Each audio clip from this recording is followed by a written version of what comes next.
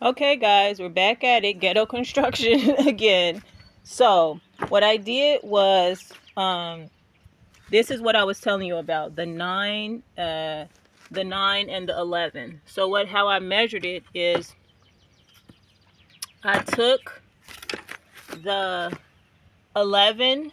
This is the 11 centimeter wide support, and this is the 9 centimeter wide from the upcycled table leg. You see the dowels in here where these two connected like this. You see, these are the openings for the dowels, and these are the dowels right here, and then they connect it right here. So I took these two pieces apart. Then I took the 9 centimeter width, lined up the table leg bottom to table leg bottom, and then I just took my X-Acto knife and scored a 9 centimeter line on the 11 centimeter board.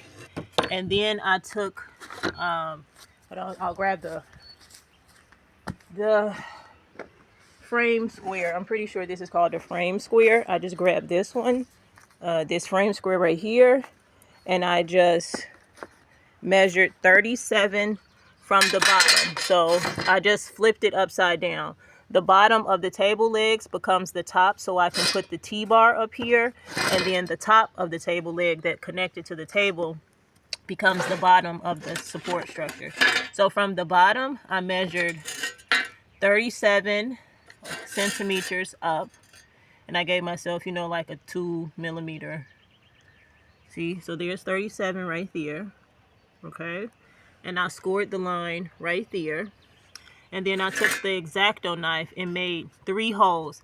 How I figured out these holes is, I have this rebar right here, right? Each of these rebar is 5 millimeters in diameter, okay? I'm not going to take them out right now because the weather is a little wonky today. It's going to be cloudy, and if it rains, I'd rather them not get rained on until the exact moment I'm ready to put them in. So what I did was, let me step back so you can see what I mean. So you see, this is the front, this will be the back, and I'll be walking right there. Then there's a MDF piece that's right there. You see it right there. That's going to be the other wall, and it's going to be here, right here. Okay, about 120 centimeters apart. Okay, so I'm going to put the rebar, but the rebar is only about 100 centimeters. Okay, so the rebar will be at the bottom right here, and the wheel wells are like right here. They start closer to this end, but they're right here. This is where the wheel wells are, right here. Okay, so the rebar will cover the wheel wells up here like this.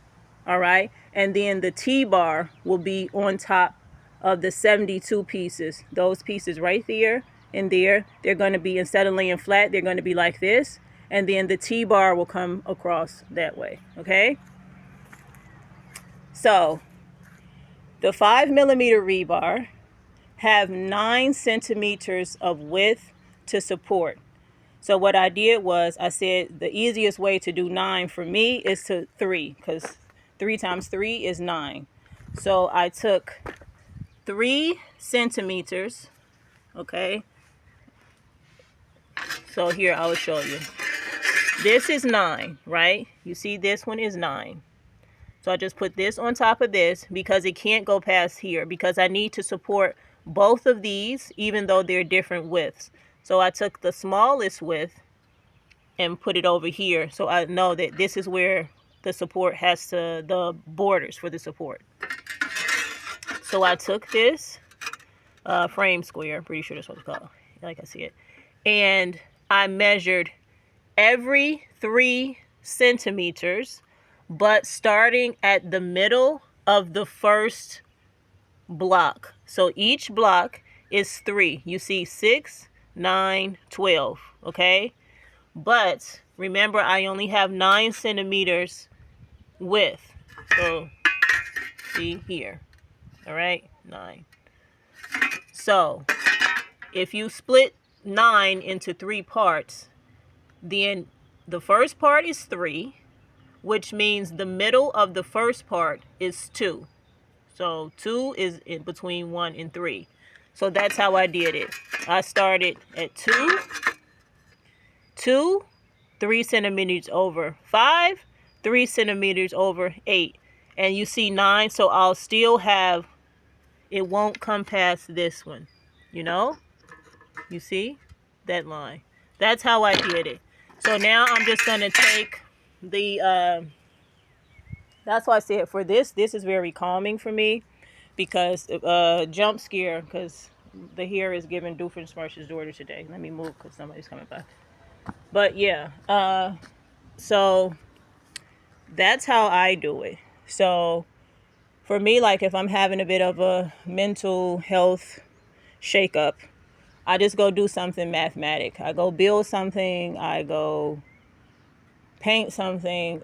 Usually I like to build things because building things helps me calm down. But you know, I don't have like the degree from the something of the something in construction, but I know my shit. And so sometimes people know shit, they just don't have the paper that says they know shit. So what I went to school for was human services and psychology, and I actually enjoy talking to people that are open-minded. But a lot of times I don't get the opportunity to meet those people because they look at me and they go, she's dirty, she's trash, she's monkey, nigger, whatever. Bleep, bleep that part out. Okay. I'm just telling you the truth of it. Little social knowledge in the midst of the math. So anyway, that's how I'm doing it. So now I'm gonna take my drill bit, which I have a million of them around here. But I'll probably, oh, there's my 8. I thought I lost it. It's I'm always been switching. Here I have the 8 drill bit here. The 8 and the 12 here, like this, the 8 and the 12. So I'm going to take, I like to start with the biggest one and work my way down. So I'll start with the 8, like here. I mean the 12, my apologies. Start with the 8, the 12, because I want to do the 8. That's why I keep, start with the 12, because the 12 has that piece, that extra piece that helps me get in there. And the 8 doesn't have it, see? The 8 doesn't have it. So I like to start with the 12, get in there, switch to the 8, because I only need 5 millimeters. Switch to the 8. Hope you guys can see that. Switch to the 8, and then take the 5, score out the hole, and then take my 1 centimeter screwdriver and just push, and it'll go through. So that's how I do it, guys. You've seen me drill a million times, but I just wanted to go through the process of how I do it so that if you're trying to build a tiny home out of upcycled materials, or if you think, oh, I can't do that because it's too difficult, I don't know math. Listen, math wants to be learned. That's one thing I can say. Other things might make it difficult. I found that knowledge itself loves to be shared. It's people who don't like to share knowledge. But knowledge in and of itself, part of knowledge growing is it has to be shared, you know? And if you're constantly charging people for stuff, I mean, do I think people should be charged for, oh my God. I think I just realized I have a cut in my hand. My fingers are all cut up. Look, see? From the drill bits and stuff. Anyway, knowledge loves to be shared. The sun is coming out to confirm what I'm saying. The sister sun, what's up? Knowledge loves to be shared. So share some knowledge. Do some work. Enjoy life. Move on. I could say more, but you guys are probably not want to hear it at this moment. That's what I want to say. If you have any questions about building, or if it's something that I can help you with, I will help you. If I can't help you, I'll direct you to the person or entity that can. Okay? Love you guys. Live and enjoy life. Ciao for now, bitches. Bye. Upcycle if you can.